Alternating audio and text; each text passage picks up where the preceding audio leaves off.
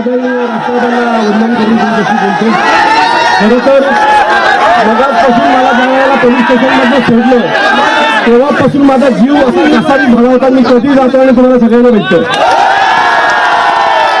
मी तुमच्या सगळ्यांचे मनापासून आभार मानतो. आपण जी काही सुरुवात केली होती मराठी आपल्या एका मराठी एकीकरण समिती मनसे आपण सगळ्यांनी सर्वच पक्ष उभाटा या सगळ्यांनी मिळून आपण जी सुरुवात केली होती त्या सुरुवातीला यश आलंय. पोलिसांनी किती दडपशाही केली. आज सकाळपासून जवळजवळ 1,500 आपल्या पदाधिकाऱ्यांना अटक केल्याच्या नंतरही तुम्ही सगळेजण एवढ्या मोठ्या संख्येने रस्त्यावर उतरलात.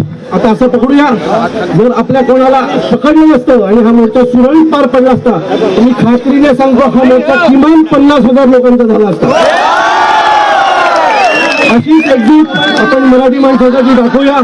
आज तुम्ही जे केलं ते खूप महत्वाचं होतं. मी नेहमी मागच्या 5-6 दिवसापासून ही घटना ज्यावेळेला घडली तेव्हापासून आमची जी काही चर्चा चालायची आज एकाने मोर्चा काढला उद्या दुसरे मोर्चा काढले असते. आणि इथला तो एक आमदार आहे भिकावडा तो नेहमी सांगतो की मीरा भाईंदरमध्ये मराठी माणूस 12-15% आहे. जेवढे आहेत तेव्हा तुला फिरून उडणार एवढं नक्की आहे. एक चेतावणी देतो की ह्याच्या पुढे आमच्या नादाला लागायचं. मराठी माणूस कोणाला ऐकणार. आपली एकजूट आपली एकजूट आपली एकजूट मराठी माणूस आगे बढो. म मराठीचा म मुंबईचा म मीरा भाईंदरचा आणि म महाराष्ट्राचा. छत्रपती शिवाजी महाराज की जय भवानी जय शिवाजी.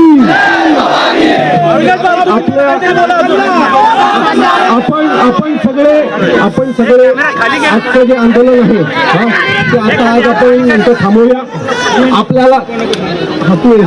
आपल्याला जे आवश्यक होतं आज पोलिसांनी दबाव टाकल्याच्या नंतरही आपण सगळेजण एवढ्या मोठ्या संख्येने इथे आलात. हा मेसेज अख्ख्या महाराष्ट्रात गेला. जिथे कुठे असा दबाव टाकण्यात येईल तिथे असाच मराठी माणूस पुन्हा रस्त्यावर येईल हे त्यांना सगळ्यांना कळलं.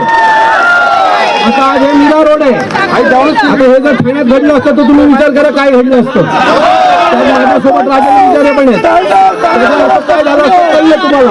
त्यामुळे आता पुढे मराठी माणसाच्या नादाला कोणी लागेल त्यांनी लक्षात ठेवा आम्ही आता एकत्र होणार. जेवढं वेगळं व्हायचं तेवढं झालं. आता याच्या पुढे मराठीसाठी आम्ही एकत्र आहोत.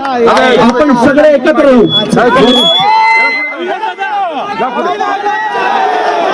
सर्व राजकीय पक्ष सर्व संस्था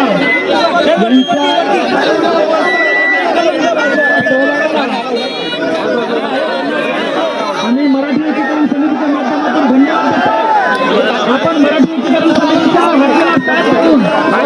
वतीने या ठिकाणी सर्व पक्ष एकत्र